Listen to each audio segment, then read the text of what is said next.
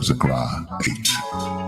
Again the word of the Lord of hosts came to me, saying, Thus saith the Lord of hosts, I was jealous for Zion with great jealousy, and I was jealous for her with great fury. Thus saith the Lord, I am returned unto Zion, and will dwell in the midst of Jerusalem. Jerusalem shall be called the city of truth, and the mountain of the Lord of hosts, the holy mountain. Thus saith the Lord of hosts, there shall yet old men and old women dwell in the streets of Jerusalem, and every man with his staff in his hand for very age. And the streets of the city shall be full of boys and girls playing in the streets thereof. Thus saith the Lord of hosts, if it be marvelous in the eyes of the remnant of this people in these days, should it also be marvelous in mine eyes, saith the Lord of hosts. Thus saith the Lord of hosts, behold, I will save my people from the east country and from the west country. I will bring them, and they shall dwell in the midst of Jerusalem, and they shall be my people, and I will be their God in truth and in righteousness. Thus saith the Lord of hosts, let your hands be strong, ye that hear in these days these words by the mouth of the prophets, which were in the day that the foundation of the house of the Lord of hosts was laid, that the temple might be built. For before these days there was no hire for man, nor any hire for beast, neither was there any peace to him that went out or came in because of the affliction. For I set all men every one against his neighbor. But now I will not be unto the residue of this people as in the former days, saith the Lord of hosts. For the seed shall be prosperous, the vine shall give her fruit, and the ground shall give her increase, and the heavens shall give their dew. And I will cause the remnant of this people to possess all these things. And it shall come to pass that as ye were a curse among the heathen, O house of Judah, and house of Israel, so will I save you, and ye shall be a blessing. Fear not, but let your hands be strong. For thus saith the Lord of hosts, as I thought to punish you when your fathers provoked me to wrath, saith the Lord of hosts, and I repented not, so again have I thought in these days to do well unto Jerusalem, and to the house of Judah. Fear ye not. These are the things that ye shall do. Speak ye every man the truth to his neighbor. Execute the judgment of truth and peace in your gates. And let none of you imagine evil in your hearts against his neighbor. And love no false oath. For all these are things that I hate, saith the Lord. Restaurant store.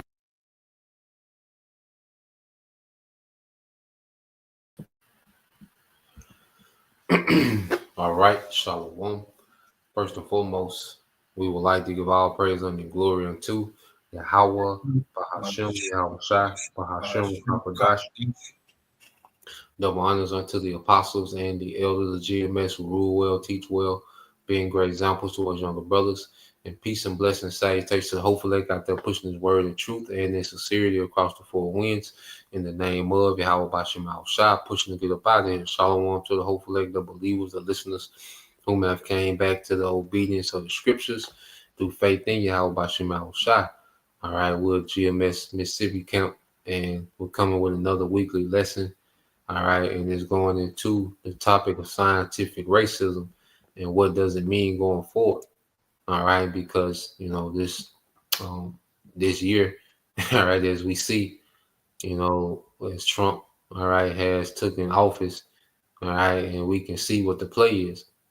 Okay, there's a lot going on. There's something to report on every day. So you're going to see, more of these lessons, going into prophecy, going into what this devil is doing real time. Okay, because this devil is going with his move. Okay, he's setting things up to go to the next phase. Okay, so we see through executive orders, all right, from Donald Trump, which he's not just sitting around coming up with these executive orders. All right, this is not his own, all right, personal ideas and agendas that he's pushing. Okay, these the president has think tanks, and the think tanks are doing the bidding of the elites. Okay, and these think tanks come up with these policies. Okay, and they're handed to the president to push forth for the agenda of the elites. All right, and we have to understand the elites of this society. They have an ideology. All right, what you call social Darwinism. Okay, and in their ideology, they're just genetically better. That's why they are in the positions that they're in, and according to us being inferior genetically, all right, we're going to always be in the position that we're in. Okay, and it justifies, all right, their treatment of how they do the tribes. Okay, so what we have to understand, the inward thought of this man is deep. Okay, and this man runs the earth off scientific racism. It's just being more covert as of late. All right, which it became systematic. But now the devil is starting to show his horn, as we can see. How he's handling the northern tribes. Okay, how he's allowed Jake to just run amok. And build a case against himself to go. All right, to align with his theory of scientific racism.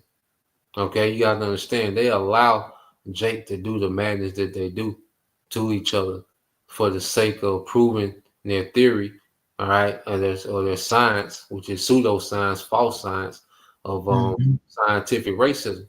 So we're going to get into some things. This is probably, in Lord willing, going to be an ongoing thing. Because it's a pretty broad topic. It's a deep rabbit hole when you go through different characters, different players. But we're just going to give a broad overview. The brothers, GMS Dallas, the elder brothers, Eliasha Wama, Elder Ariala, plus the elder brother from London, Required Quam. This is the thing that they go into. So we're just going to add, to what they've already, been going into, and just go into some things. So is there anything you want to say, bro, before we get into your precepts? Come on, bro. Just going into the things that we're about to be going over is just another one of those wiles and one of those snares and tricks, the wicked of Esau Edom. And these things are being revealed in these times. How about Shemal Shai literally pulling the skirt up on this nigga, So these tricks and these things that they do to try to just make it seem like what he do is right. So he's trying to make it seem like the wicked is good and the good is wicked in these times, which is why they push the propagandas and all these things against the men of Yahweh Shemal Shai that's pushing righteousness in this world. So the point is, it's just we're uncovering yet another one of the wiles and another one of these snares of the wicked, which is Esau Edom. Come. And that's a beautiful. You said the wiles of the devil, which we'll get into that. Put that in the spiritual chamber, for a little later on, But yeah, so we're just gonna lay the groundwork, with a few precepts, set the foundation, set the tone with some scriptures, and then we're gonna get into we got 2 videos, so we'll get into it, Lord will, you brothers, all right, and you sisters are edified. Now, you can read that one on the screen, bro, and Mark. I got you, bro. This is the book of Mark, chapter 4. Can you hear me good, bro? Yeah, you're good, bro. This is the book of Mark, chapter 4, and verse 22. For there is nothing hid which shall not be manifested, neither was anything kept secret, but that it should come abroad. Yeah, so this is what we're seeing. All right, and this is Howard Shah speaking. So there was a time when certain things would come abroad, us being the true Israelites, because for a time there was hid. Okay, who Esau Edom is, the devil that the Bible speaks of, the wicked that the Bible speaks of. These things were hid. Okay, the agenda of the wicked and what they're up to, for the longest these things was hid, even though they was putting in plain sight for years. But now these things are being decoded through the Spirit. Okay, so what we're seeing is everything coming to the surface right before judgment. Okay, and no Israelite can say that they didn't know. Because as you can see, all right, now you have black ass Christians, nigga Christians, pushing this, It's Jesus isn't black, and you know the guy loves everybody. They still on that kick. Esau finna, you know what I'm saying? Esau finna bring the hammer to you niggas, man, and you still on John 3:16, man. You know? God, bro. It's So crazy. a nigga can't say that they didn't know because these things were brought to you in very thorough, in a very thorough way. The Lord put the Spirit on His men to bring these things out thoroughly to you. Okay, and you still screaming John 3:16 as a nigga Christian, you deserve everything that this devil finna do to you, man. You know, you got it, bro. You finna say something. Con, and it's in the spirit you say that because you know me and Zaquan Abaya was in the gym today and he was just going into how as the masses Esau is so far ahead of the masses.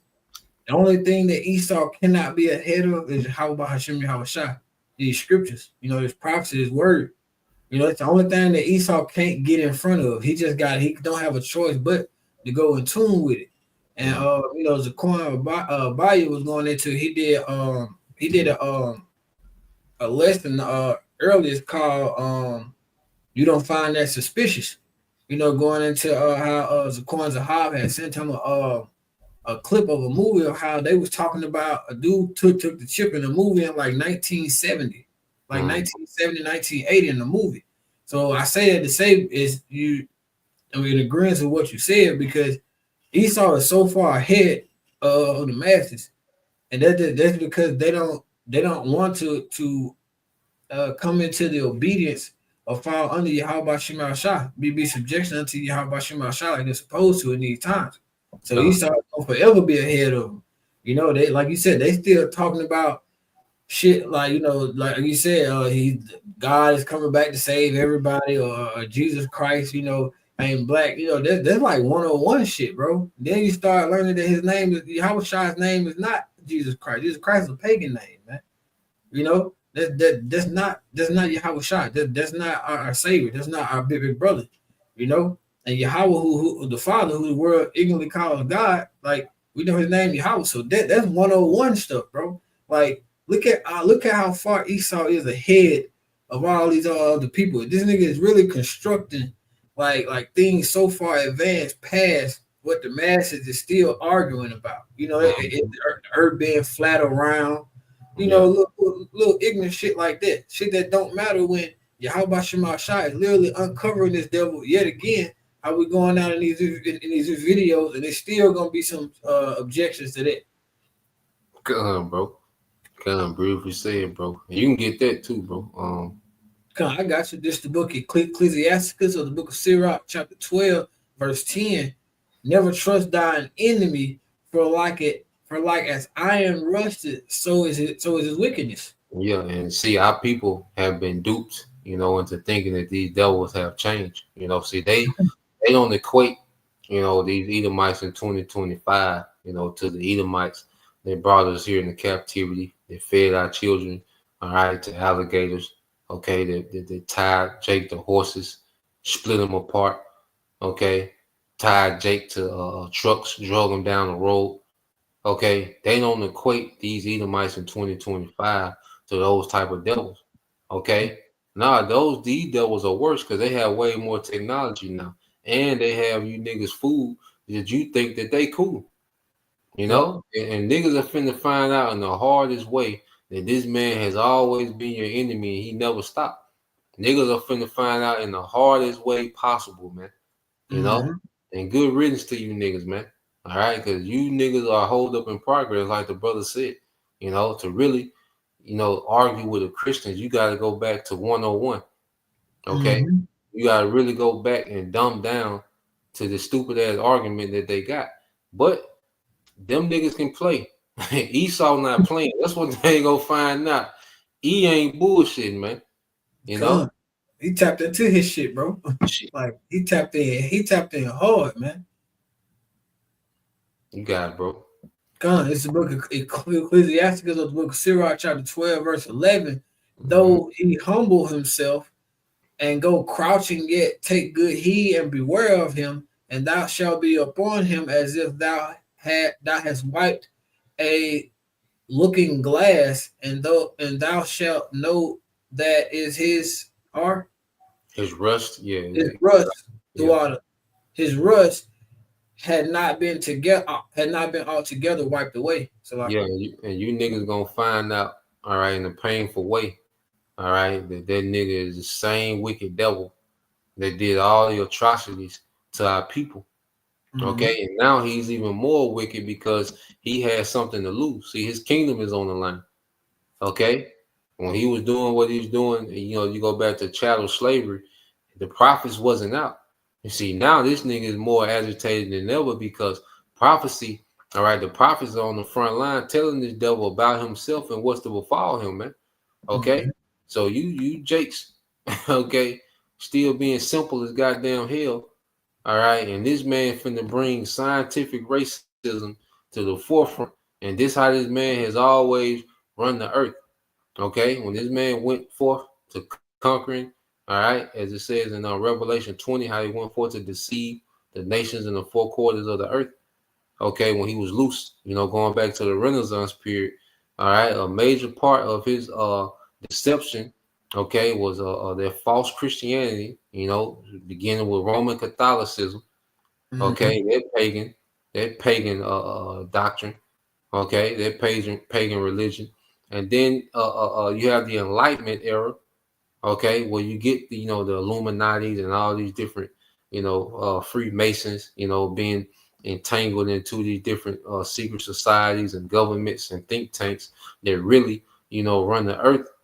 Okay, and these are the ideologies that they was pushing, and this is how they systematically, okay, subject Jake, all right, to the worst of the worst, man.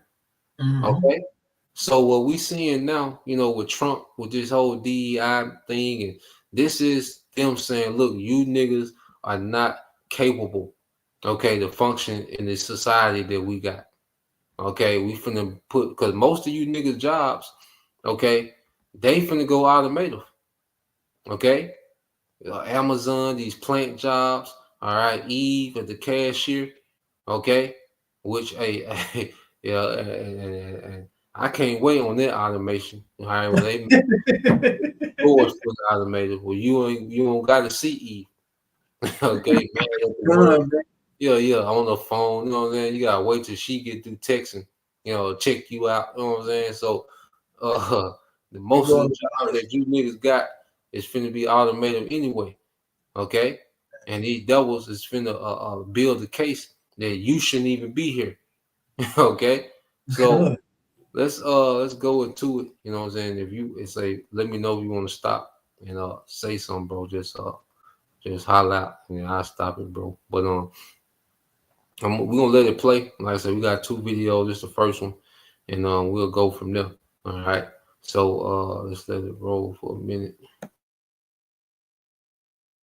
Is going to make me popular. So yeah, there was a time when racism was not only mainstream but scientifically approved. We had top scientists in their fields writing long diatribes about, quote, race science, all of which turned out to be, well, racist conjecture. And while we put it in the realm of goofy Victorian ideas, it still affects today. And we still have best-selling authors spouting the same thoughts. Not to mention, the facts aside, self-described skeptics and rationals on the internet and in the comments of this video dig up these long-dead ideas. I've rabbled long enough. This is the Scientific Racism video.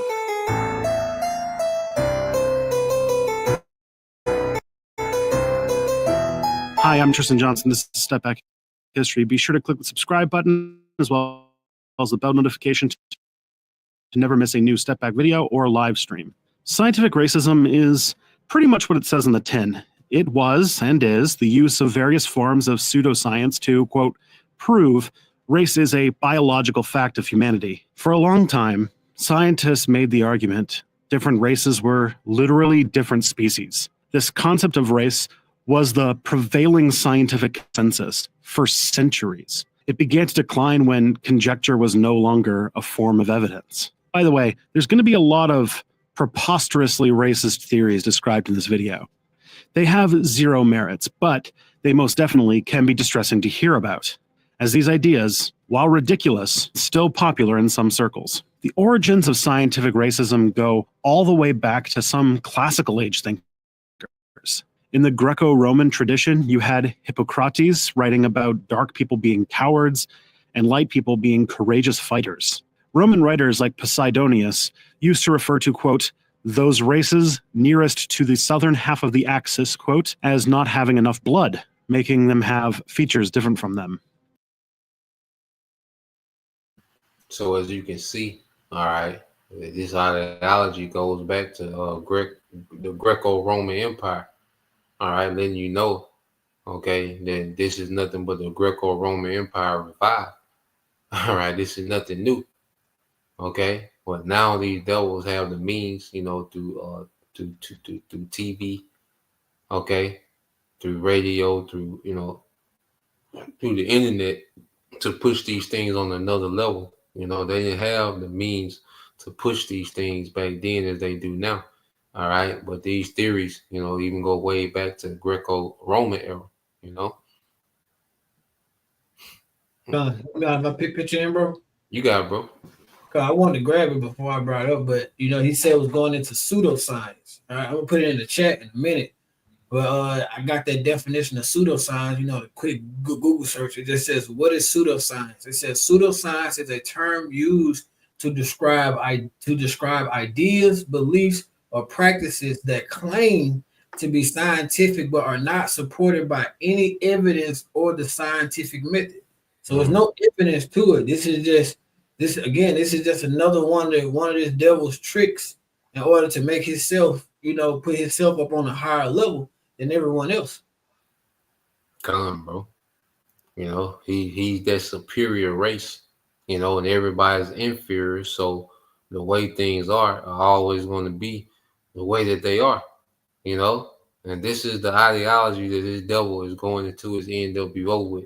And this thing is going to come, and we're going to see these talking points, all right, be at the forefront, okay, of this push for this NWO, man. You know. So I'm really gonna let it play some more.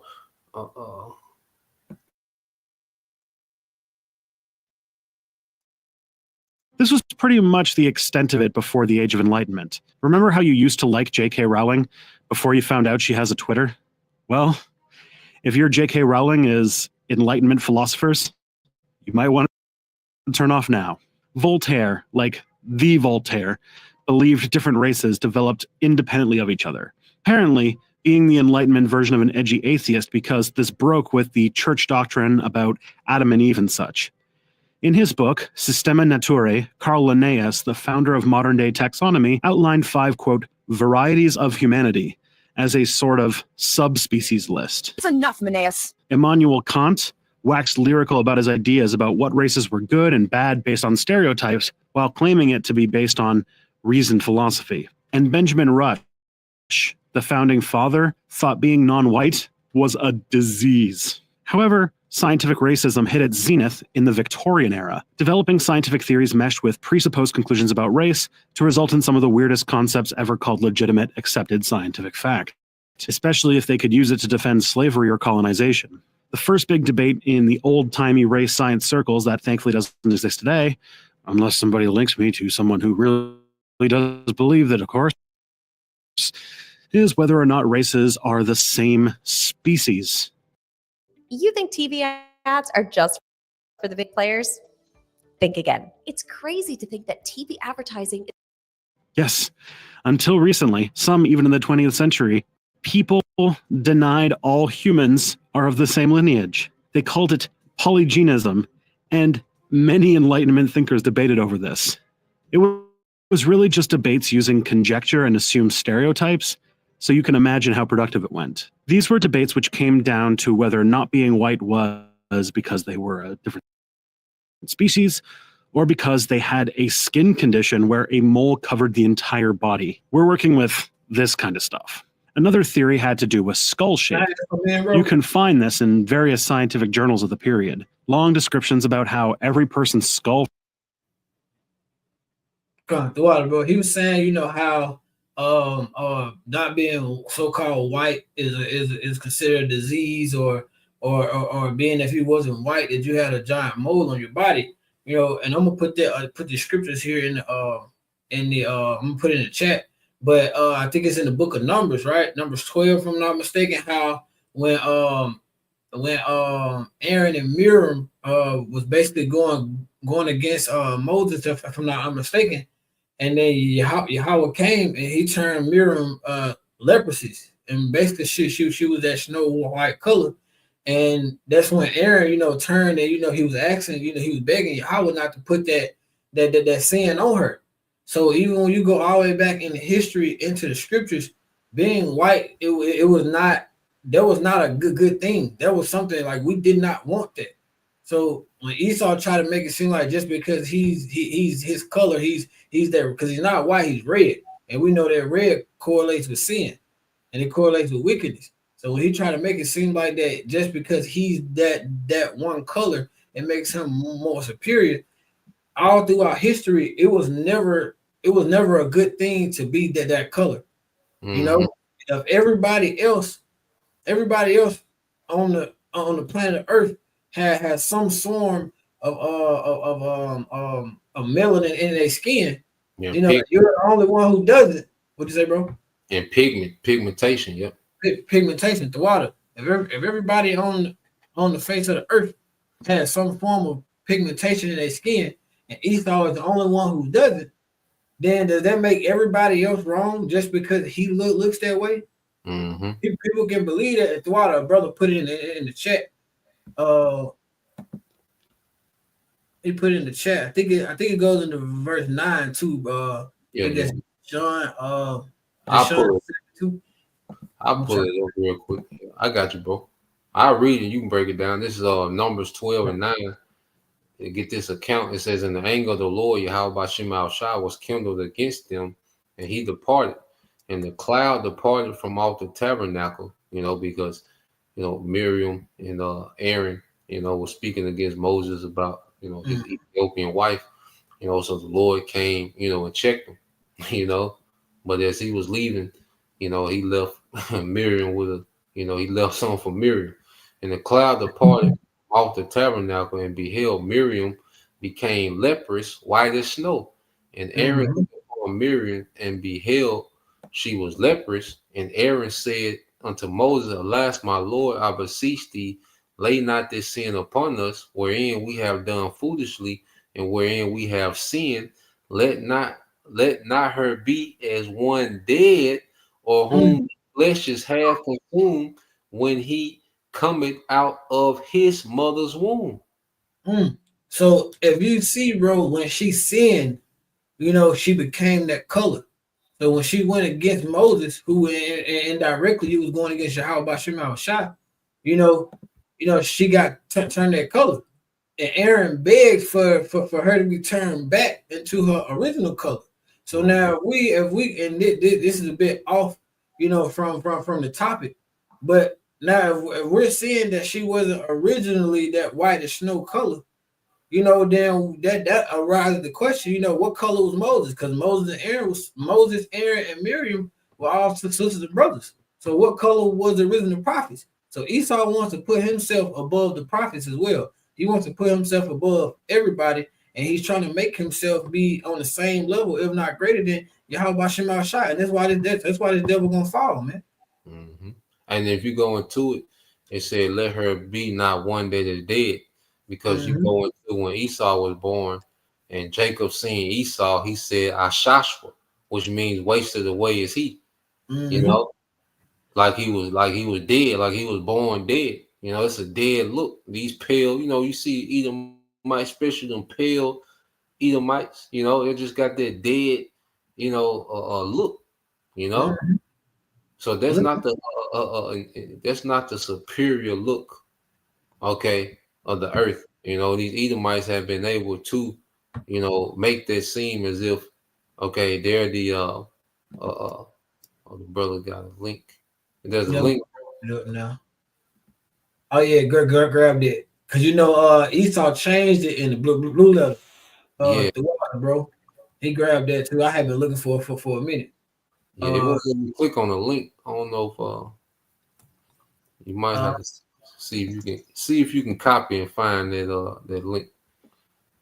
I got it right here. Yeah, I got it. It came up for me. Put it on the chat. It won't let me click on the link. Barbershop, bro. Oh, you see it? Yeah, it's just I'm saying I need the actual. See if you can look up the link on your phone. Oh, yeah, because you might be able to do it because you just let me click on it on there. You put it on the screen, But we'll let this play while you try to find that link, though, bro. We'll let it play some more. I got you right here. Right.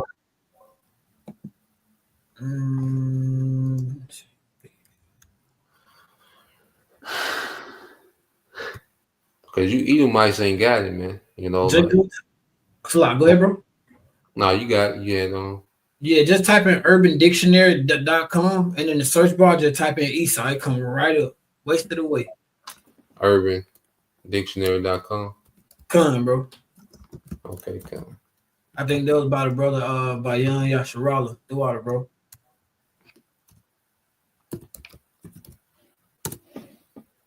Let's see.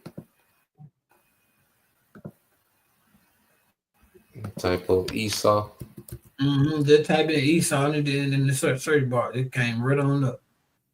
Remember we had talked about it a few weeks ago. And we was like, it used to be in the blue level.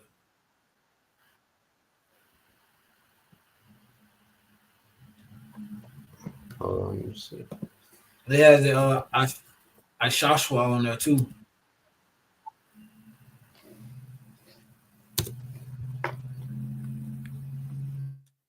God damn, it ain't pulling up on mine. It ain't pulling up some madness. Well, yeah, brother. Will it let me share it on here? Nah, I mean you can what you got on your if you can just copy and paste it.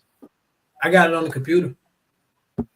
You just copy and paste and put it in the comment board. I don't know if it let you share it or not. Okay. Yeah.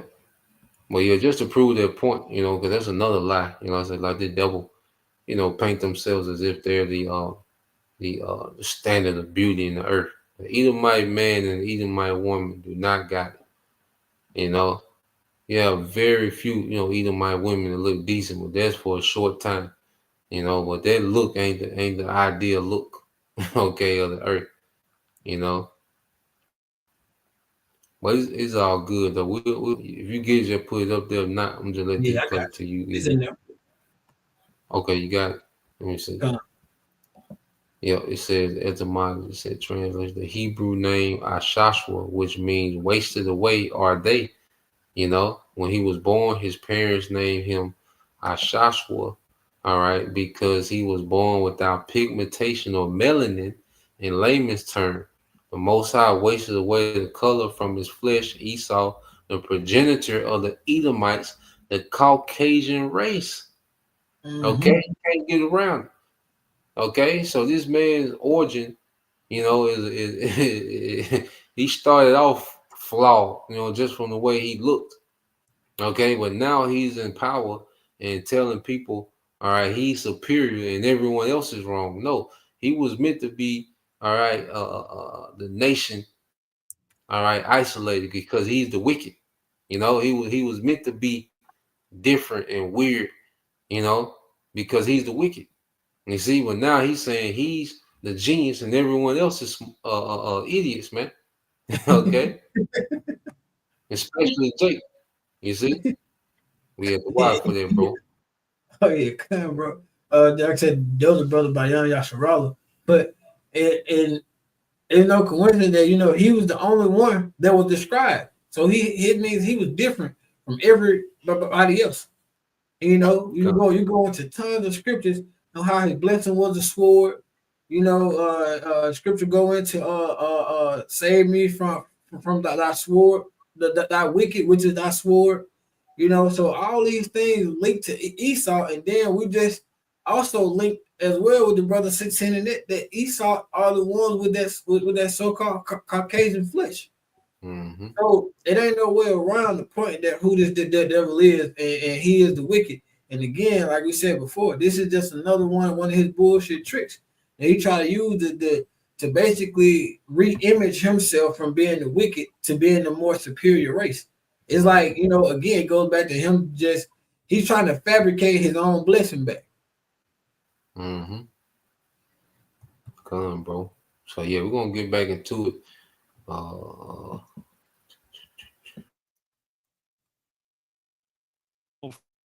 From this region has these features and that features, which somehow made them less than white people. They even used this to try and claim Southern European or Irish people were somehow not white. This developed into a prominent scientific Victorian science called phrenology, which... Did someone say phrenology? Because I could talk about phrenology for upwards of 13 minutes. Oh. Well, please, then, go on. Okay, I'll tell you all about it, but it's going to take me a couple of minutes to get set up. So keep them occupied for a few more minutes and then toss them over to me. I'll be over here by my green screen waiting. Phrenology is the study of friends. That can't be right. You may think that an adult that can't stop watching the P Word looks something like this, but this is what they really look like. Well, I guess you should click on the thingy and go see Xander's video all about it then on Art Explains. He can have the fun, kooky, Victorian science, and I can keep covering the grim discussion of people with horrible worldviews. The analytics say you folks love that stuff. Another prominent word from these long discredited race scientists and modern day comment sections is the term degeneracy. Go look at the comments. I'm sure you'll find it. A French naturalist named Georges-Louis Leclerc and German anatomist Johann Blumenbach showed off their buffoonery with their own racial theories. They believed humans were of a single stock, which is at least some small relief, but from the Caucasian Adam and Eve, they degenerated from different environmental factors such as too much sun or bad food. They believed if you changed your diet and went to a new climate, you could turn back into a proper white person. This is genuinely distressing stuff to read, my dudes. And now we must get to Darwin. Charles Darwin was undoubtedly a massive shaker in the field of biology, spearheading the theory of evolution via natural selection. He's often quote-mined by creationists because he used the word race and species rather fluidly, as was a concept at the time. So he referred to the preservation of favored races in the struggle for life. He was referring to different types of broccoli and stuff, but people either attributed human races to this to attack Darwin or to promote racist ideas. In his book, The Descent of Man, he does talk about the savage races as being exterminated by the, quote, civilized ones, but not as an aspirational statement. It was simply something he was observing as those, quote, civilized Europeans were brutally conquering and subjugating people around the world. Once Darwinism became more of a standard scientific theory, they began to claim different races were more or less evolved from our primate ancestors. You can probably guess where this is going. Some doctors like Franz Ignaz Pruner claimed through looking at skulls and thinking about it that black people were naturally closer to apes. They also use this to make the Irish into a non-white race. Of course! Independent of Darwin, the idea began to pick up of using the concept of the struggle of life and natural selection to develop it to refer to groups of people. We call this social Darwinism, and coupled with the concept of nations, builds an ideology around a national struggle for survival. You know, the ideology behind the Nazis. So why was this so prevalent? If race science and scientific racism has no basis in reality, why was it so popular? Well, it had to do with the cultures which developed it. See, Europe had been through this centuries-long project at looking at other people's lands, saying it's theirs, and either subjugating, enslaving, or eradicating the people who lived there. You know, as civilized people do. Humans don't typically think it's okay to do such horrible acts of violence to their fellow humans, so they constructed elaborate justifications for it. Early on, it was about civilizing them or bringing Christianity, but as it turned into a straight-up murder and conquest, they needed a better justification. Science was a way to do it, and so do it they did. Scientific racism justified the genocide of the First Nations of the Americas, and apartheid in South Africa. When they weren't conquering, a lot of Europeans were busy keeping people in slavery based on racial categories. If race isn't biological and you believe in equality and liberty, and all those ideals Enlightenment people believed in, you needed a way to justify keeping an entire group of people in chains. So, wrapping up a nonsensical science to do so was the easy answer. Race science became prominent in the United States primarily for justifying why Black people just weren't capable of handling freedom, and their skin color made them docile and happy to work as slaves. One such book in 1851 by Samuel Cartwright was called Diseases and Peculiarities of the Negro Race, which was popular among slave owners. It argued Black people were mentally unfit for self-determination, and the only Black people seeking freedom suffered from a disease he pulled out of his ass called drapetomania. He believed it was a mental illness that made Black people want to escape from slavery. And this might sound like crazy Victorian stuff, but this is the root of why assertiveness in Black people is considered crazy and dangerous, while the same behavior in white people makes them commanding and leaders. The devil came up with a mental illness for Jake that wanted to escape slavery, you know?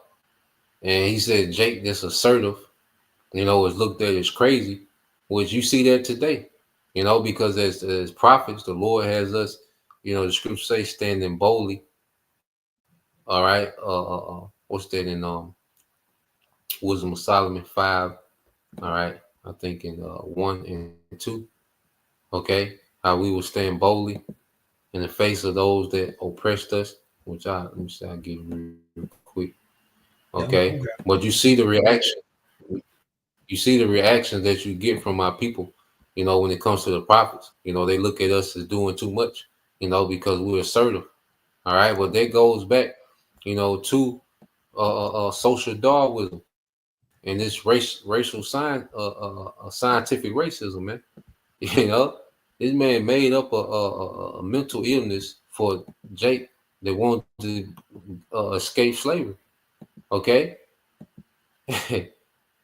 This is you got it, bro. You can read that Bible, Shah.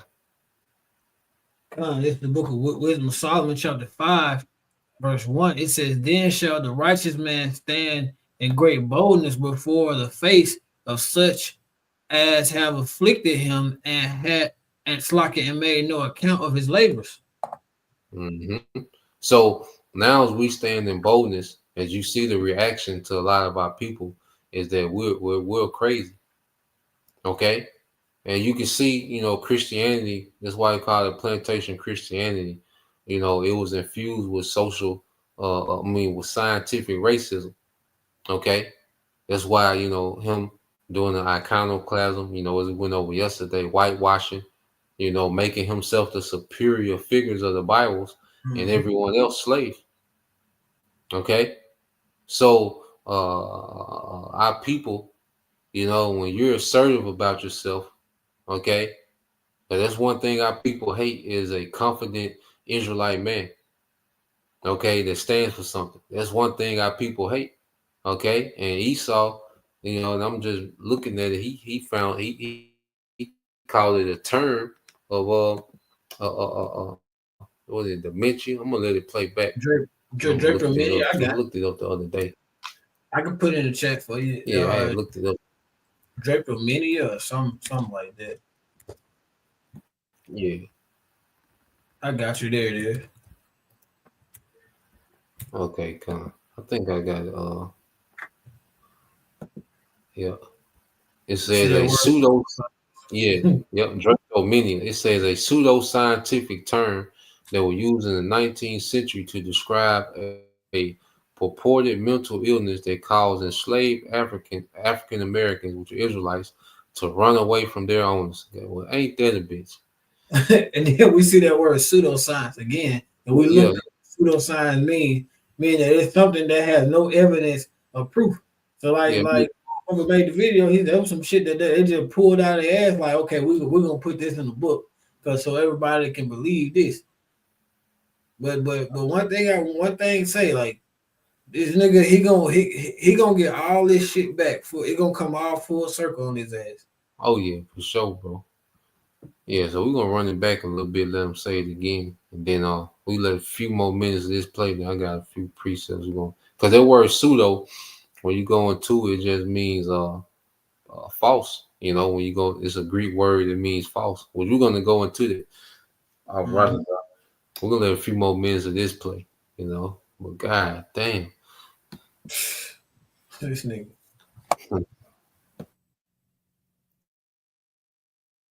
Prominent in the United States, primarily for justifying why black people just weren't capable of handling freedom, and their skin color made them docile and happy to work as slaves. One such book in 1851 by Samuel Cartwright was called Diseases and Peculiarities of the Negro Race, which was popular among slave owners. It argued black people were mentally unfit for self-determination, and the only black people seeking freedom suffered from a disease he pulled out of his ass called drapetomania. He believed it was a mental illness that made black people want to escape from slavery. And this might sound like crazy Victorian stuff, but this is the root of why assertiveness in black people is considered crazy and dangerous, while the same behavior in white people makes them commanding and leaders. He also argued black people don't experience much pain compared to white people, legitimizing their rough treatment. This still comes to haunt us in how black people experience pain and pain management in hospitals to this day. It wasn't until the mid-20th century this race science was formally dismissed on the world stage, so there was still plenty of more brutality based on pseudoscience to come. One person you might have heard about is Francis Galton and the concept of eugenics. He argued we needed to prevent race mixing and sterilize people undesirable to strengthen the species. This is the same Francis Galton who invented regression towards the mean. Eugenics was another pillar of the Nazi project of extermination, but eugenic societies were all over the West and popular. Doctors sterilized untold amounts of people under the justification of improving the gene stock. Sometimes they called this Did you know you can own a piece of some of the highest grossing characters in history? I'm talking Cinderella, Snow White, Sleeping Beauty. Racial hygiene. But this is the subject of a future Patreon stretch goal video. These concepts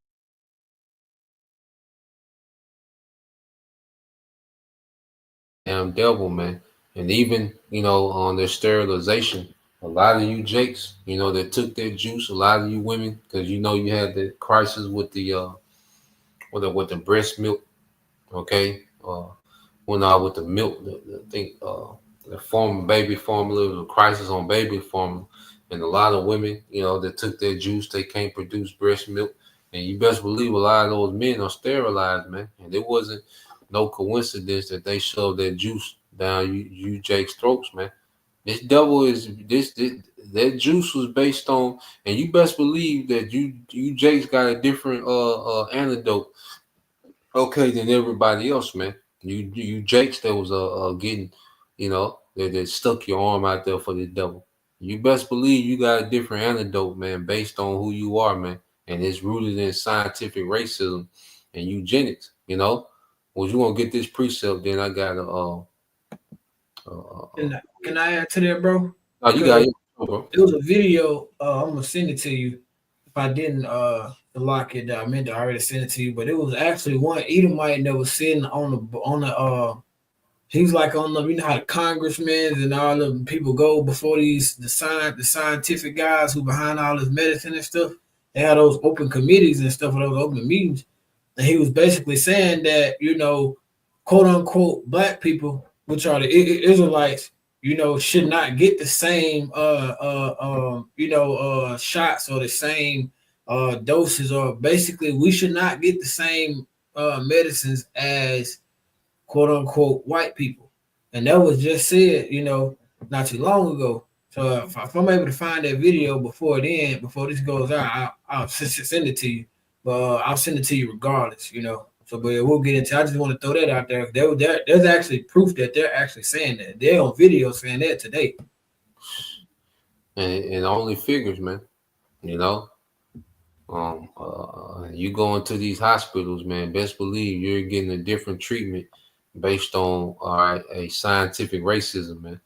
Okay, you go into the babies being born in the hospital. You know, the chance of the Jake baby not making it, okay, at the hospital. is higher. Okay, and it all goes back to eugenics. Okay, you can read that on Bible Shop, bro. I got you. This is from the brother Hopeful Elect 3. It's the Psalms 144 call like how about Shema Shop. Verse 11. Rid me and deliver me from the hand of the strange children, whose mouth speaketh vanity, and their right hand is a right hand of falsehood. Yo, that mouth speaking vanity, and vanity goes into emptiness, man. All right, and a lot of this devil's science, he just pulls out his ass as a tool for control. Okay, because people hear the word science and they become obedient. You know, as he was telling you to trust the science during the demic. Okay, because people have been, conditioned when they hear the word science. Okay, it's an Edomite in a lab coat and some glasses. Niggas get obedient.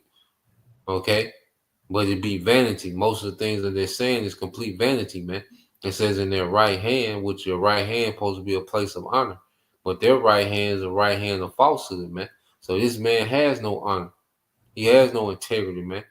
Okay, this man runs the earth off lies and deception and wickedness, man. Okay, now going back to, all right, I want to get a couple of more things real quick, because when you go into when these devils was conquering, all right, when they came over to what they call the New World, okay, those Spanish conquistadors, okay, you had what you call the Spanish requirement, all right, or el requerimiento in the Spanish. Now, if you can read that, bro, the Spanish requirement. Gun. This is the Google search going to the Spanish requirement. It said the Spanish requirement, or el requirimiento, was a doctrine written in 1513 to justify the Spanish monarch's claim to the Americas and the enslavement of indigenous people. Yeah, the document. So say again, bro. I said indigenous people. Yep. Indigenous, come the water. Indigenous people. The document was read to indigenous people as a demand for obedience and recognition of Spanish and Catholic authority. Yeah, so pretty much, their thing was, all right, these people in the new land are not Christians, So by the right of God, we have the right to this land just based because they're not Christian, and that's what they call the Spanish requirement. All right. Now when you go into it, it says read how read how the Spanish requirement was used.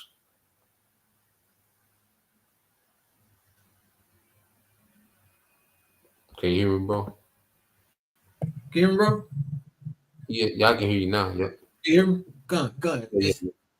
How was the Spanish requirement used? The document was read aloud to indigenous people in Spanish, often without interpreters. So you're reading to people that don't even speak your language. Okay. So first off, you're reading to them that the land that they've been on for hundreds of years now belongs to you based off a document from your monarch. Okay, that they can't even understand. Okay, you got it, bro. The document was delivered from ships to empty beaches. Yep, empty beaches. Yep, empty beaches. Now go to why was it Spanish? Yeah, read that one up under there. Why was the Spanish requirement used? The document was used to justify the Spanish monarch's claims to the Americas. The document was used to justify the enslavement of indigenous people.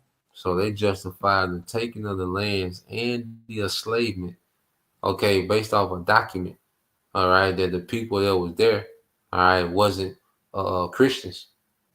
Okay, now you go here, and this is all just scientific racism, man. It all links up. It was all a build-up to them trying to find, okay, a way to justify their wickedness. So you have this here. Let's read this. It's called the Doctrine of Discovery. Okay, and you can read that, bro.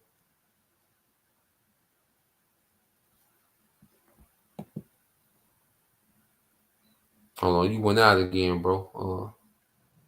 Hold on, bro. Oh, there you go. Can you hear me now? Yeah, yeah. Yeah, it went all the way in Salakia. Can you hear me? Yeah, I can hear you now. Con. The doctrine of discovery is a legal and religious concept that justify European colonization and non-Christian lands. Yep. So you had the Pope at the time. All right. And I think it was your guy too, Rodriguez Borgia. They put this what you call papal, which is ultimately a decree from the Pope. They would call a papal, all right, a papal bull. You see? Now, but I believe it was your boy, Caesar, Rodrigo Borgia, the father of Caesar Borgia, which they got the image of this false, character, Jesus Christ. That's how they drew up the image of Jesus Christ, man, which has nothing to do with the Bible. Okay. But yeah, read that. How did it work, bro? How did it work? The doctrine stated that European nations could claim land if it was uninhabited by Christians, or if the people were not considered, considered uncivilized. So who was determined if these people were civilized or not? All right, because here it is. These people had agriculture. All right, these people had housing, they had clothing, they had family, they had hierarchy, with the chiefs, the elders. So who's to say these people are uncivilized? You can't say, well, they was going to war with each other. Well, you Edomites go to war with each other. Okay? Did not the Greeks, when Alexander died, did not they go to war over their empire? Okay? Was that not uncivilized? Then you have the year of 4 emperors with the Roman Empire. All right? So that bullshit about, they was fighting each other. Well, you Edomites fight each other all the goddamn time, man. Okay? So what was the standard that deemed these Native Americans, all right, the Northern Kingdom, all right, so-called Native Americans and Northern tribes, okay? Who set the standard to deem them uncivilized, man? Esau just pulled it out of his ass. You got it, bro. Mm-hmm. No, I understand too. Going back into, I found that video. Esau basically just tried to say that, we should basically have a more watered down version of vaccines, quote unquote, which we know we shouldn't be getting them anyway. But he was trying to use it. He tried to throw it in there that, we have our immune systems are much better than theirs, which they are. But that's just the way. That's just another one of those devil snares to say that ain't no telling what they putting in Jake, man. Ain't no telling what they doing. Jake lined up to get them vaccines, and they got something totally different in there. And say the Jews, bro, they be sensitive about that V word. Throughout, bro, the juice, Salakia. Ain't no telling what's in that juice, man. Like they just, and Jake's still gonna line up to get it because they gonna want the perks that come with it. So, and just kind of bring it back full circle to kind of add to what you were saying as well, go on, into how they were trying to colonize the land. We had rankings. We had our structure. We had the we basically had everything we need to be self-sustained from this devil system, and he continues to want to make everyone and everybody reliant upon him. He wants to bring everybody beneath him when he's the lowest nation, man. Come on, bro. Let's see, you can finish reading that too, bro. This is the second bullet on how did it work. The doctrine gave European nations the right to take land, impose Christianity, and exploit the resources of the land. Mm-hmm. Don't they do that today in Central South America? Okay. The Isles, you look at Puerto Rico, okay, how they turned into a sugar plantation, tobacco plantation down there to this day. Mm-hmm. Okay, paying you from $1 a day. Okay. So don't these devils do this throughout the earth?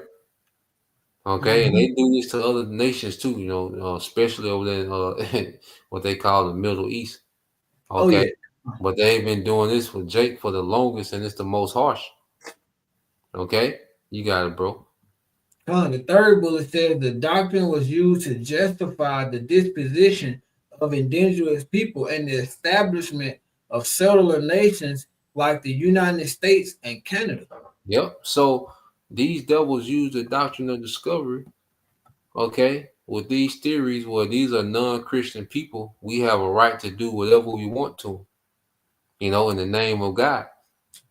Okay, in the name of affording Christianity and civilizing the world. Okay, and that's why people look at Esau Edom as he civilized the world. You have people that say, well, it's a good thing, that we was brought in captivity. We wouldn't be amongst, all this civilization, because they don't know history, man. They don't understand that at this time, the Moors, okay, was the most civilized civilization on earth at the time, man. When you go into the architecture, when you go into technology, it was the Moors, man.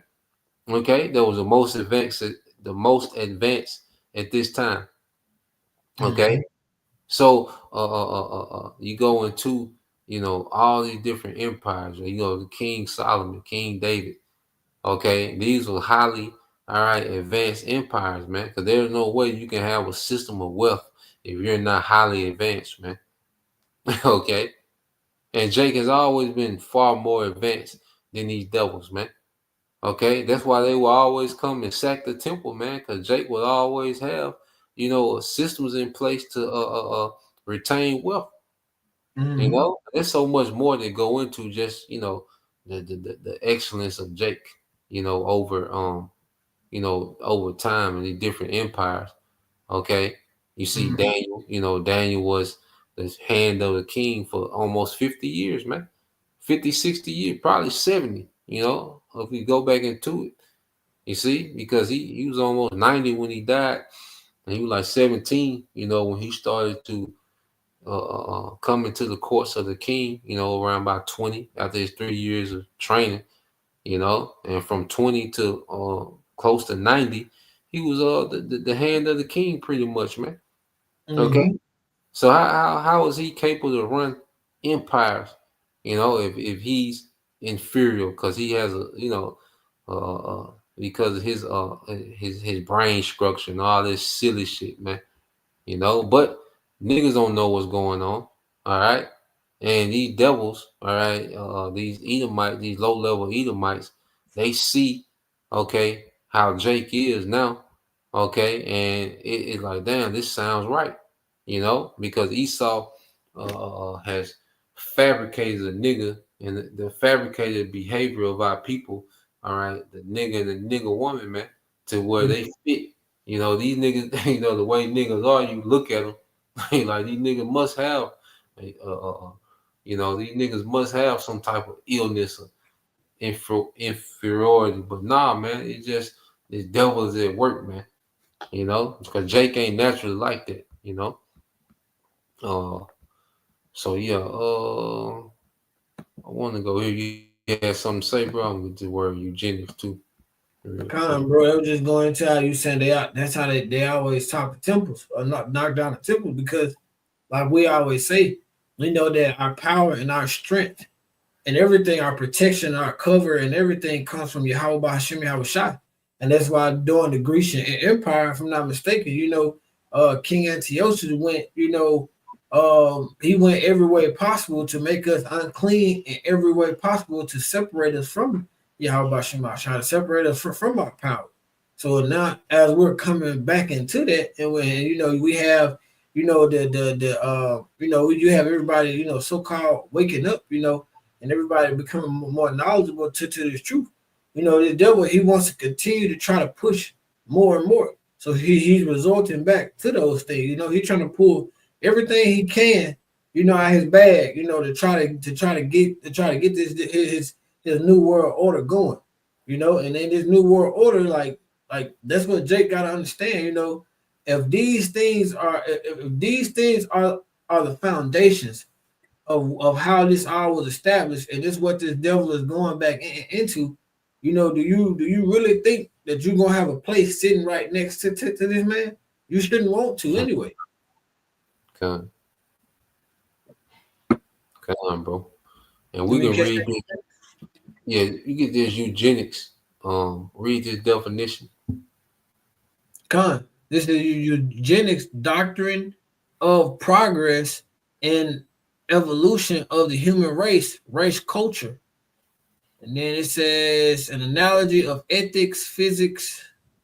Yeah, you go down to where it say Greeks, eugenics. Yep. Okay, from Greeks, eugenics, well born of good stock or of noble race.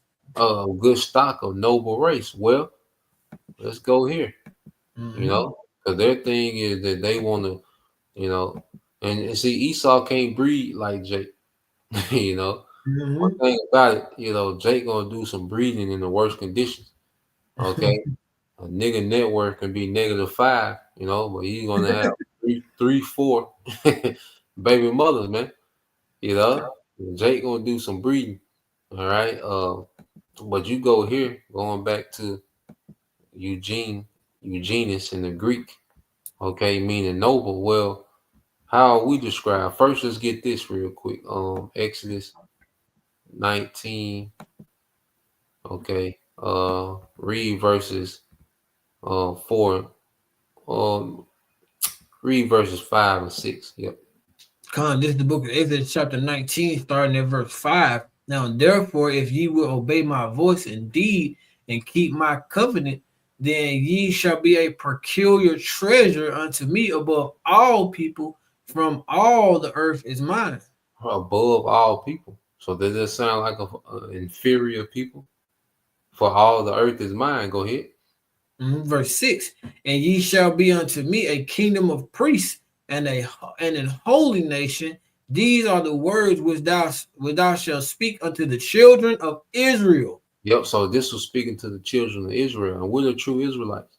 Okay. And this is another thing. Here it is. These devils, they claim that we're inferior. Okay. And they're superior. But then why do they have to pretend to be us? Mm-hmm. See? But now we was created to be a kingdom. All right. Which goes back to what? Nobility, royal, well-born. Okay. Of priests and a holy nation. Okay, so you go from there to Jeremiah 2:21. You read that, all right? Because how was we established? Go ahead. This is Jeremiah chapter 2 and verse 21. Yet I have planted thee a noble vine, wholly a right seed. Yeah, holy right seed. Wholly a right seed. And then art thou turned into the degenerate plant of a strange vine unto me. Yeah, so we said we were planting a noble vine. Okay, so when you really go into the choice species of people, okay, the choice race, all right, you go here in the Hebrew, the word is sharak, okay, in the Hebrew for noble, and what it say? A choice species, all right, of choice grapes, okay. It says the richest variety, choice. Okay. So when you go into it, we was planting a noble vine. How did we become degenerate, man? By following other nations. Okay. Mm-hmm. And then you go fast forward to this time, all right, because in the past we will always, be curious about other nations and, and follow their ways, and we would degenerate, okay, from being that noble vine, that choice species, because we will downgrade ourselves to the behavior of the heathen. Okay. Mm-hmm. And now you see modern time, this devil with his enchantments of street culture and hot girl summer and this whole thing of, because even you go into that term baby daddy and baby father, that wasn't a term used until the 90s, man.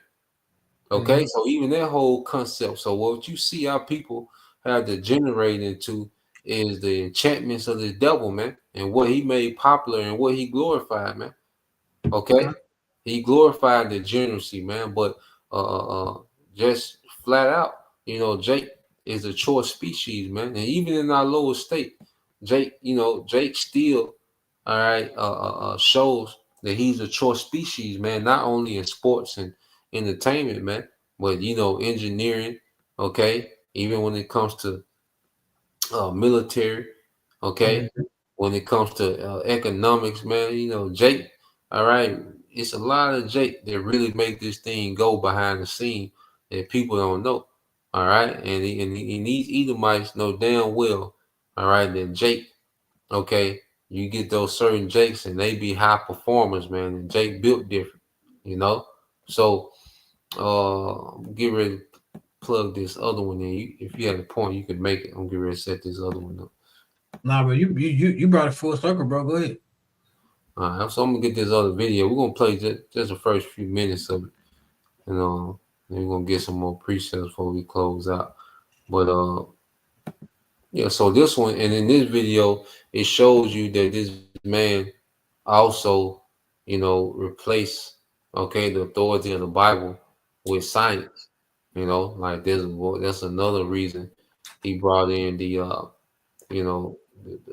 whole concept of his science, okay, was to replace the authority of the scriptures. Okay, and this video is going to go into it. And this is why the scriptures called Esau a godless man.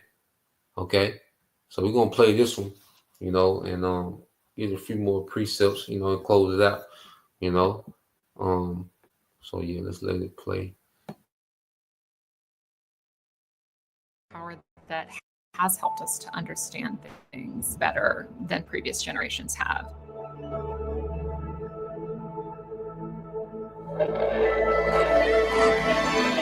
That power also enables exploitation and oppression in new and different and sometimes more violent ways than before.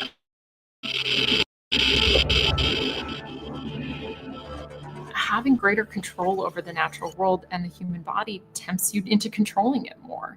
And how would you wrestle with that temptation?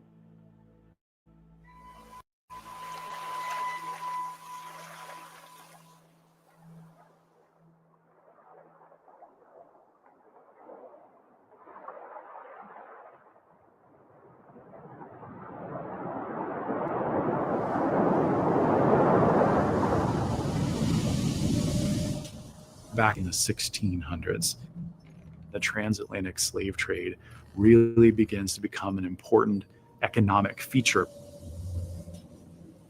That's when race begins to be solidified along lines of power. Meanwhile, the religious changes that happen, especially the Protestant Reformation, telling people, look, it's no longer just your membership in a particular church that gives you this relationship with God. It's just by being what you are. God loves you. You have a personal relationship with God. That language gets turned into you have a standing in society because of who you are. You have some sort of essential characteristic to you, such that you deserve liberty.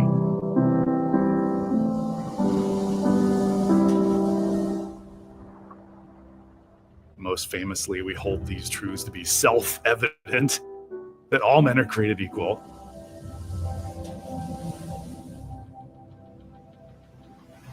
And then you have the great irony. But why do these other people not have that kind of standing?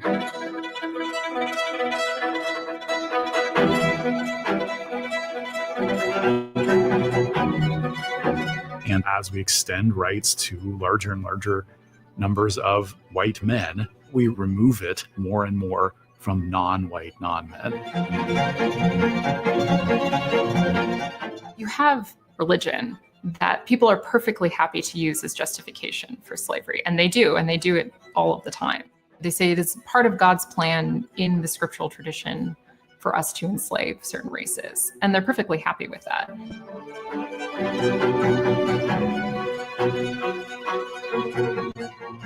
And I think we've struggled to account for, well, why is there this moment where people start to use biology, they start to use geology, they start to use archaeology instead to make that argument? Why would you go from this thing that's been working for you for a long time to this form of knowledge that is sort of uncertain These new scientists who are emerging in the 19th century are making this case. If we're going to move the future of science and technology forward, and particularly on the question of race, it's got to be based on empirical evidence.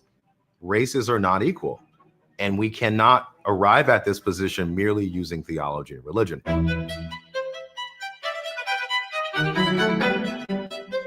The American School of Anthropology, which is the term that we use for this collection of men that are mostly centered around the person of Samuel George Morton, the most well-respected, preeminent scientist of his day, and one of his followers or fellow men of science, Josiah Nott.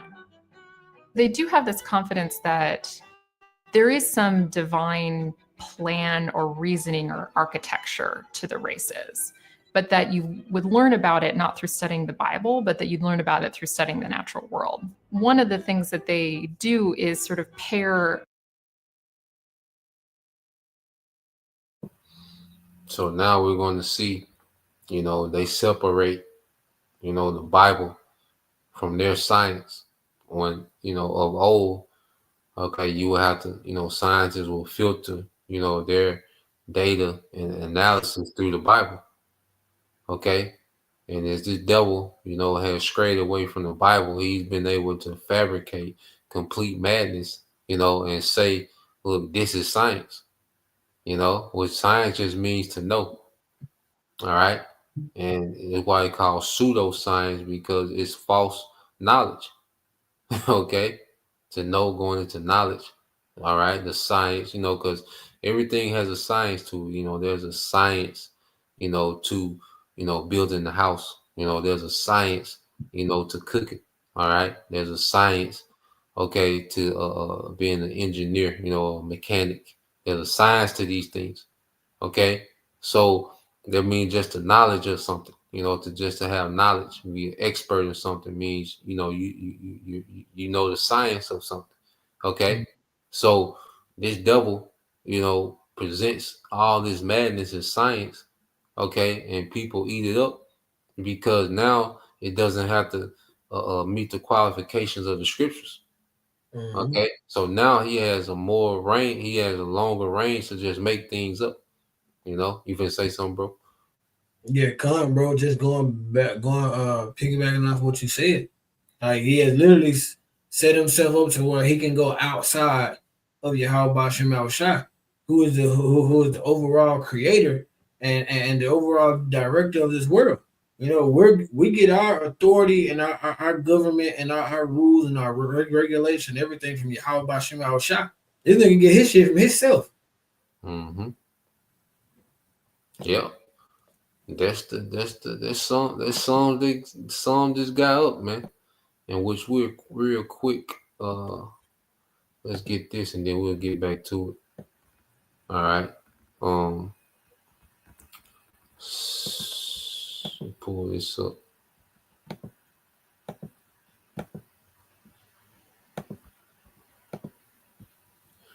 All right. Let's get let's get Job 21:14, bro. This is the book of Job, chapter 21 and verse 14. Scroll back up, bro.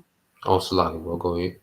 This is the book of Job, chapter 21 and verse 14. Therefore they say unto the Most High, depart from us, for we desire no knowledge of thy ways. Mm-hmm. And this is the devil.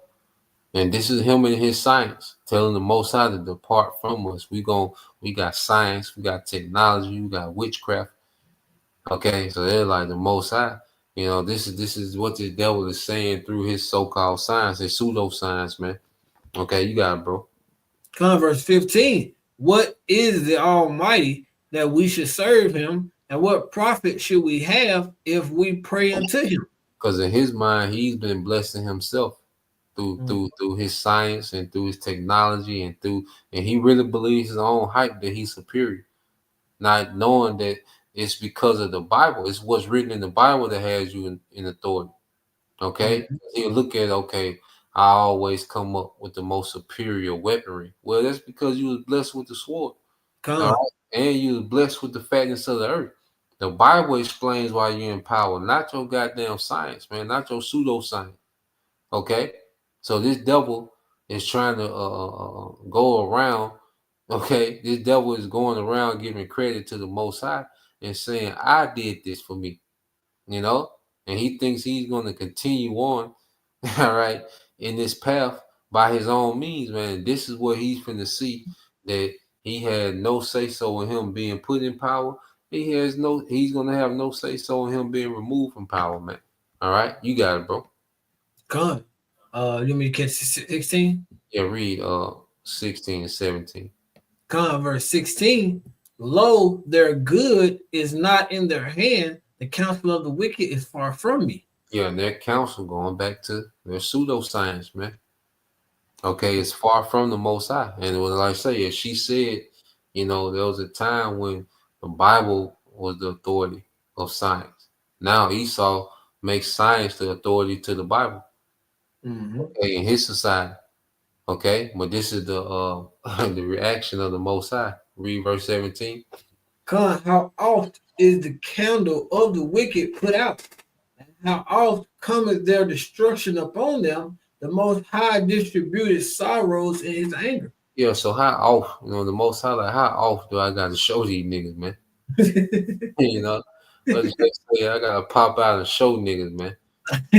God, bro. Yeah, that nigga Bubble, bro. Esau about to get the biggest disappointment, bro. He about to get like this nigga Bubble really about to be popped.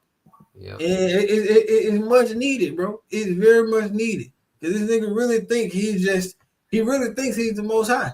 Like he can just come out and with whatever he wants, not realizing that you got your blessing from the Most High. So if he gave you your blessing, he gave us our blessing. This is his movie, man. This is his creation. So like I said, bro, he about to get the ultimate disappointment. I'm Roger's eye. We there to see the look on his face, bro. Yeah, you're front row shawty. Yeah, we're gonna let it play some more.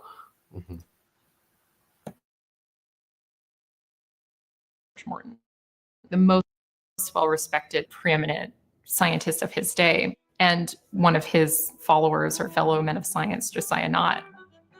They do have this confidence that there is some divine plan or reasoning or architecture to the races, but that you would learn about it not through studying the Bible, but that you'd learn about it through studying the natural world. One of the things that they do is sort of pair a set of assertions about race with an account of race that's empirical to try to back up those assertions. And so they do things like collect specimens from human bodies, most famously skulls.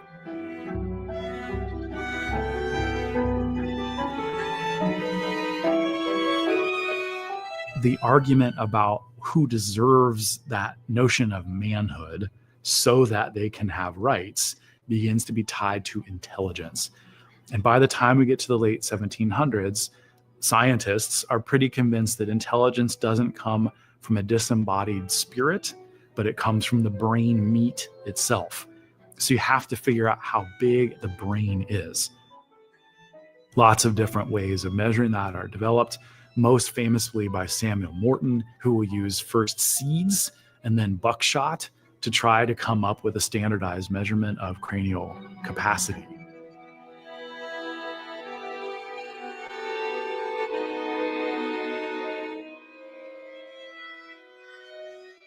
They're using all of these things as evidence for their initial assertion called polygenism. This term that means that the different races are actually separate species, that they're actually separately created by God. In the 18th century, it was generally thought that there was one human origin.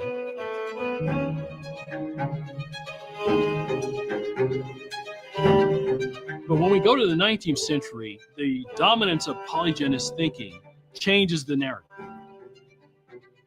There's not one Adam and Eve.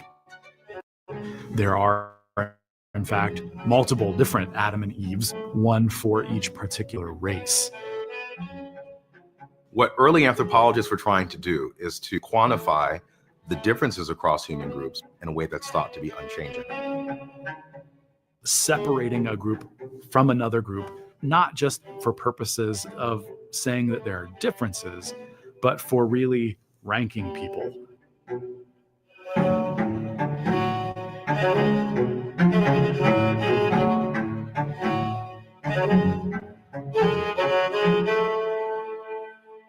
and making sure that the economic and political power structure continues to exist. And so if you can get objective scientific research to uphold, right, these laws, to uphold these ideas that the white race is superior, then you're going to use it. You're going to say, see, I told you, we even have science.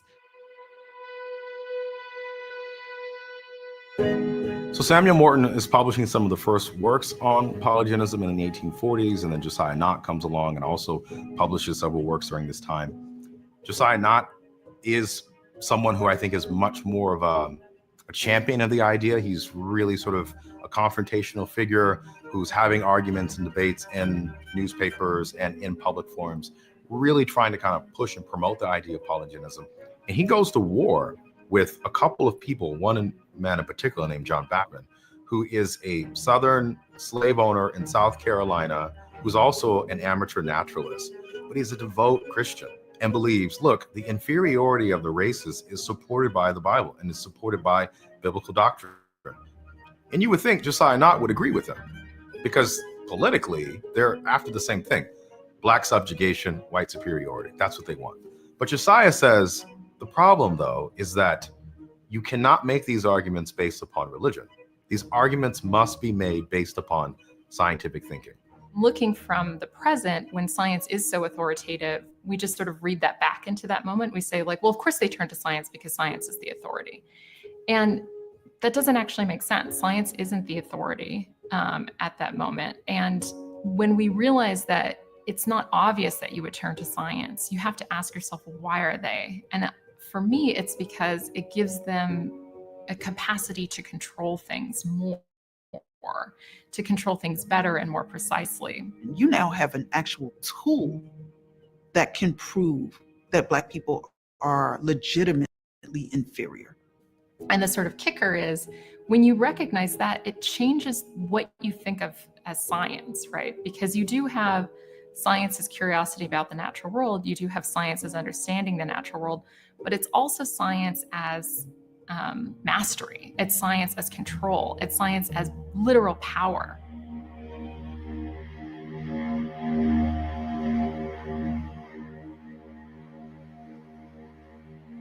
The Dred Scott decision happens in 1857, and what it essentially declares is that African Americans have no rights that the United States government can recognize or should recognize, because they are populations that are biologically inferior to Europeans and white people.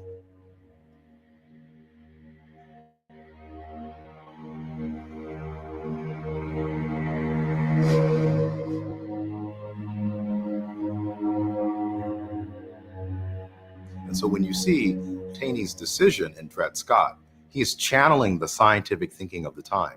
He is making this case. The science has showed us that the biology of Africans and Europeans, they're not equal. So why should we have a democratic society that recognizes or gives rights to enslaved populations? Why should we do that? It would go against the natural laws that govern our world. And in fact, if we do that, we might threaten the kind of order, the social order that is both political and social, but more than that, ordained by God, embedded in nature, and as a part of a larger kind of cosmological destiny for American people.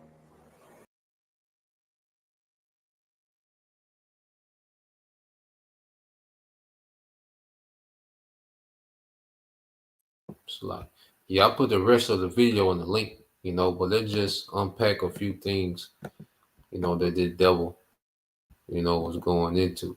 So, first, as we were speaking, the devil, wants nothing to do with the Bible. He distanced himself from the Bible through science. Okay, and with science, because see, with the Bible, he knows that in the Bible, all right, he loses, and with the Bible doesn't change. Okay, see, the Bible doesn't change, and it's only so much you can, false interpret of the Bible to what you got to deal with particular things in the Bible. So if the Bible is the authority, there's a lot of things in the Bible that goes against this devil. Okay, so this devil had to create a tool through his pseudoscience, all right, that he can use, all right, for control of the masses outside of the Bible. That way he can just pull shit out of his ass. He can say anything. He can come up with anything. He can make up data and numbers and studies, and we did this and we did that. So this means this. The science backs this up. The science back this up. Okay? And this is what these devils finna get ready to bring to you, man. Okay? Now, real quick, because he said something about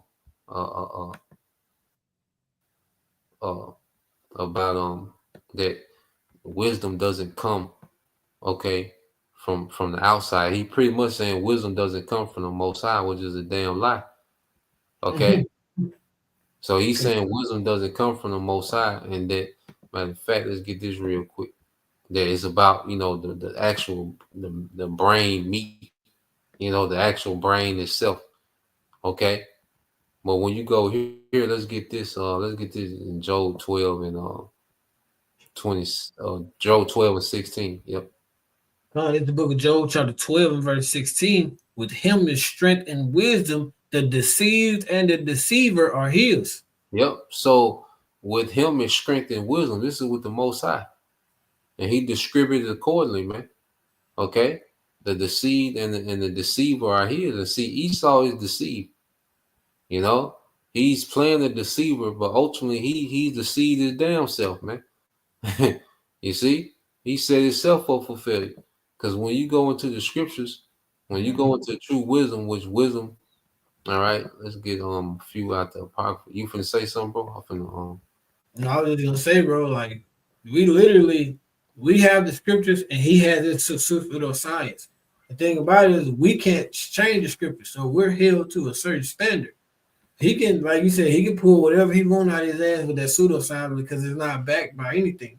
The scriptures is backed by Yahweh Shem Yahushua, and his word shall not return void. That pseudoscience is straight bullshit, bro. Come on, bro. And that's why even when you go to, let's see, it was Solomon. All right.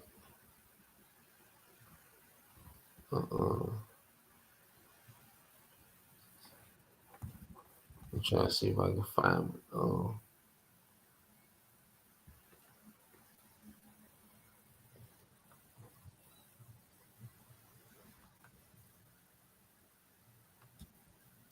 While you grab it now, I had looked up that polygenism, and it was going into basically it's the dogma of original sin.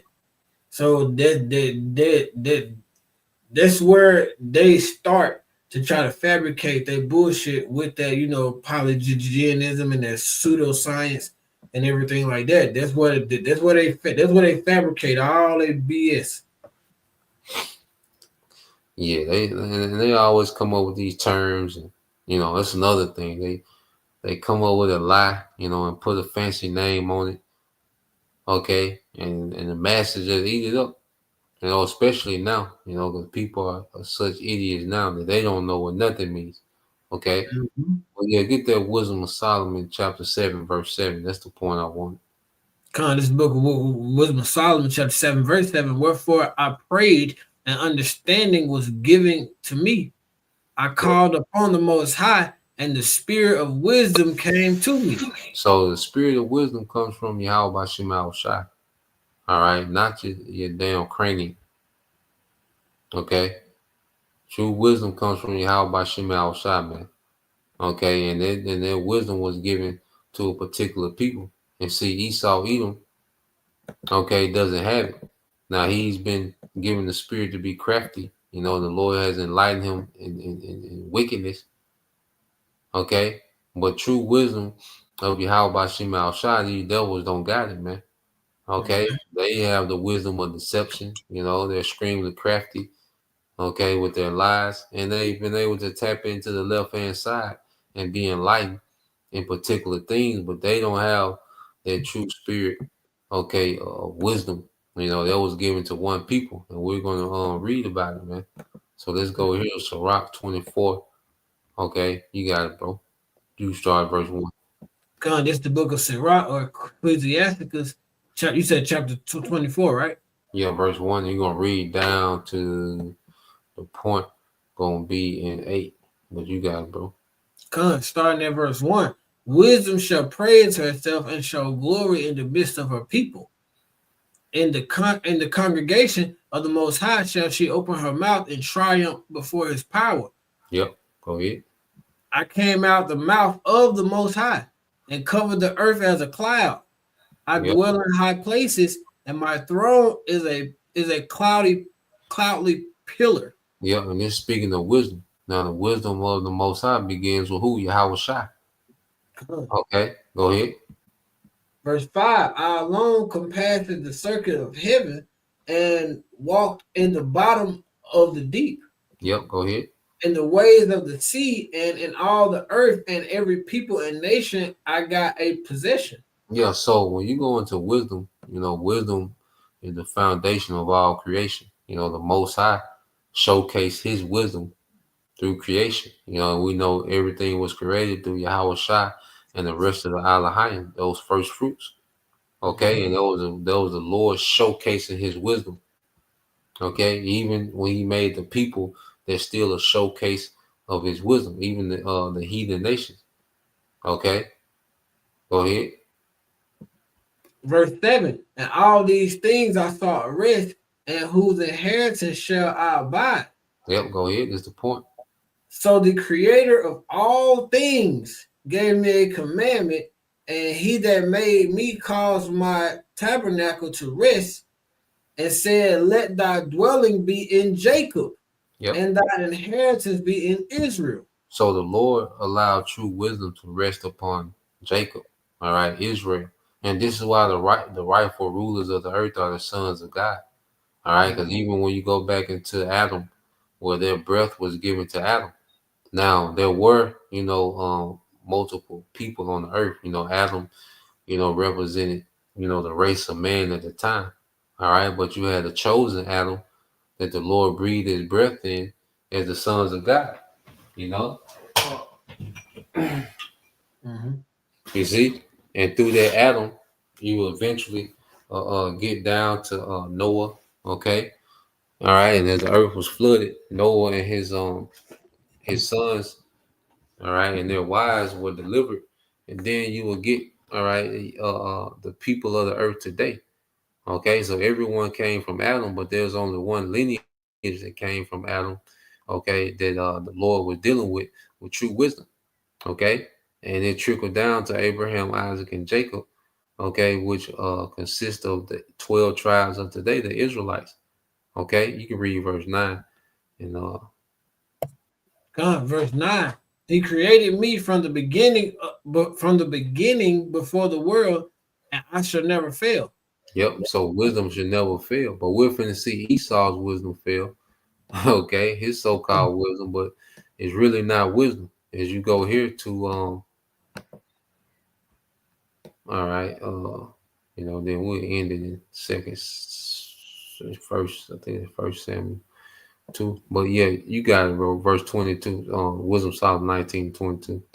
God, this is the book of Wisdom of Solomon, chapter 19, verse 22. The knowledge of the wickedness is not wisdom, neither at any time the counsel of sinners prudence. Yeah, so how the devil runs the earth, and you look at how the earth is being ran, it's completely ass backwards how this man runs the earth. That's a whole nother 2 hours just to go into how this man runs the earth in complete, all right, idiocracy, man. Okay, this is it be cute. And see, the thing with the devil, it be short-term greatness. Like he come up with things and it be short-term and it be, it be on point for a second, but then the long term be atrocious, man. Okay, so the knowledge of wickedness is not wisdom, and he has the earth fooled as if he's got it. Okay, and he's the guy to follow. All right, and we're finna see, all right, what this man has led the earth to when judgment opens up, man. When the Lord opens up judgment in the earth. Okay, so let's go get this in First Samuel, then we'll close out, bro. You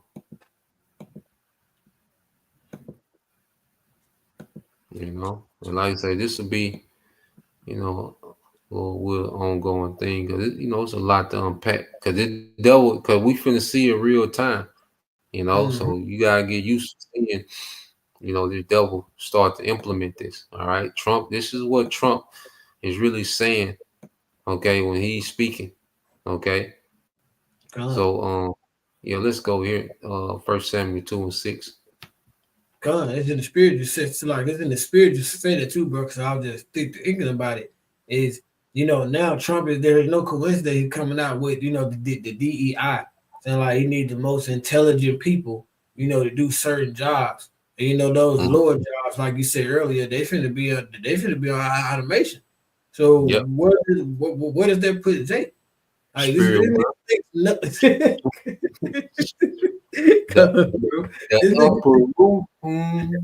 bro, return the symbol. Yeah, niggas ain't got the upper room, goddamn.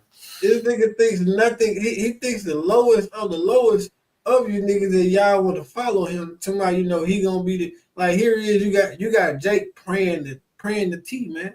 You got Jake praying to this nigga, man. Like he finna save you. But hey, they keep that same energy.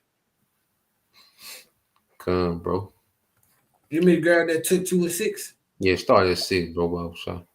Come, this is the book of 1 Samuel chapter 2, starting at verse 6. And Yahweh kill it and make it alive. He bring it down to grace and bring it up. He bring it down to the grave. Yep.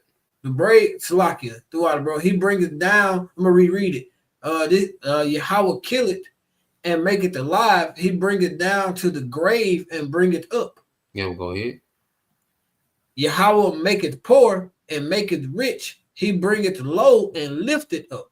And this is the power that Esau Edom wants. And he thinks he's going to get it through technology to where he decides who lives, who dies, okay, who's rich, who's poor. All right, that you're going to have to go through him through a blessing. This is what this man wants to do through his pseudoscience, his witchcraft. Okay, he wants the accolades of the Most High, man. He wants to sit in the chair of the Most High, that seat of authority. Okay, but this was coming. Go ahead. Come, verse 8. He raised up the poor out of the dust and lifted up the beggar from the dunghill. Yes, and we're that poor. And we're that poor that has been raised out of the dust, which is confusion. As we've been enlightened by this word. Okay, the Lord, gifted us with the Holy Spirit of understanding. We've come out of that state of confusion. Our pure minds are stirred up, and the dunghill represents a place of dishonor. Okay, something that's regarded. And see, in his scientific racism, we're nothing but a dunghill. All right, this nigga said you're not smart enough to be considered human. And then he said, based on the way your skull shaped. Come on, man. He told Dred Scott, like, nigga, you don't get no rights. You're not smart enough to have no rights. And you look at this society and how people treat the Israelite man in public, like that scientific racism is embedded. Like people feel like naturally they don't have to respect the Israelite man. Like that's embedded in this society. Like people look at you like you really don't deserve. Like some people give you respect just on, just on the muscle, but really it's like a thing of like you can tell how they look like you really, like it's to their it's up to them if they decide to give you some type of respect, so that scientific racism is highly embedded in this man's society, man. You got it, bro. Bro, because like you said, like certain places you go, and then to include, some evil like that, they continuously want to put down the Israelite man. That's a whole nother topic, but that goes into it as well. The entire society is basically meant to put us down the way that Esau has it ran, because he wants to make it seem like as far as among men, he's that most superior race, which he's not. Come on, bro. Yeah, you got it. It says to set them among princes and to make them inherit the throne of glory, for the pillars of the earth are Yahweh's, and he has set the world upon them. Yeah, see, this is what this devil wants to prevent. All right. He doesn't want anyone to look at us in another light outside of what his scientific racism has already categorized us as. So as we are calling ourselves Yasha'Allah, the princes of the power, this is a major problem to the devil, man. Okay? This is what really got this devil cranked up. The prophets. All right, because niggas are doing exactly what this devil wants them to do. These young niggas, all right, the nigga woman wilding out, okay, and especially these black ass Christians, all right, they're doing exactly what the devil wants them to do, which is to remain inferior. But as we've been out of the dust, as we've been raised up out of the dust by Yahushua through this understanding, now there's a problem, man. Okay, now we gotta really buckle down. Like, we gotta bring this scientific racism to the forefront. You can read verse 9, bro. Come on, verse 9. He will make the feet of his servants and the wicked flock it. He will keep the feet. Yeah, come. So I put the water, bro. I had caught it. He will keep the feet of his saints, and the wicked shall be silent in darkness, for by strength shall no man prevail. Yeah, he's going to keep the feet of his saints, which he's going to keep us established. The Esau can't uproot what we're doing. He can't uproot what the Lord is doing in the earth, man. Okay? Which is getting ready to establish his people as their righteous kingdom forever in the earth. So the wicked is finna be silent in darkness, which means he's going to be powerless, man. He finna have to play the back. Okay, he's been at the forefront with this madness and pseudoscience for too long. Okay, dictating, what's right, what's wrong. Putting, deeming people unfit, deeming people, inhumane. Okay, he's been at the forefront of what morality is for too long. Okay, it says, and by strength shall no man prevail. So by his military, by his pseudoscience, by his witchcraft, by everything that this man has built, he's not going to prevail by any of it, man. Okay, read verse 10. That's the point, bro. Come, verse 10. The adversaries of Yahweh shall be broken into pieces.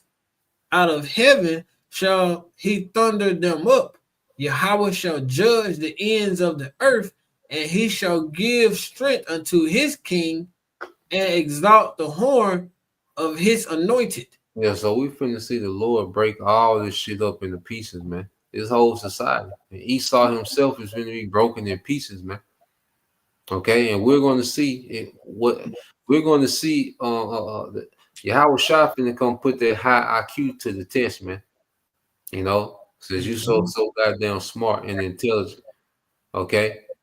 And it says the Lord shall judge the ends of the earth, man. It's mainly in the Western Hemisphere, man. Mainly over here in America is going to get the brunt of the Lord's wrath. All right. And he's going to give full authority to his king, Yahushua, and exalt the horn of his anointed, man. Okay. And also it's going to be the government of Israel establishing true wisdom, man.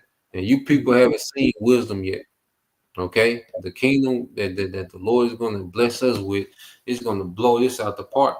To the point the scripture speak about, this kingdom ain't even gonna come to mind anymore, man. So that was it. You had something you gonna close out before you close out with, bro? No, bro. Just really, like I said, you pretty much brought it out too. Just going into how, again, this devil has no wisdom. This is just, again, he just continued to try to pull tricks because he realized he's really running out of time, bro. And there's nothing he can do about it. So he's trying to resort to every avenue possible. And like you said, once your house shot cracks some clouds, like his military ain't gonna be able to save him. The witchcraft ain't gonna be able to save him. It's gonna be a straight slaughter. They're gonna be straight bird food, man, as the scripture say. But those might really it, bro. Come, bro. Hey, well, Lord will, you brothers, all right, and you sisters, edify once again, and give all praise and glory unto Yahweh, Bahashem Yahushua, Bahashem Kakadash, and double honors unto the apostles and the elders of GMS who rule well, teach well, being great examples to his younger brothers. And peace and blessings, salutations to the hopefully got that pushing his word of truth and in sincerity across the four winds in the name of Yahweh Shem Yahushua, pushing to get up out of there until the next time we say Shalom. Shalom.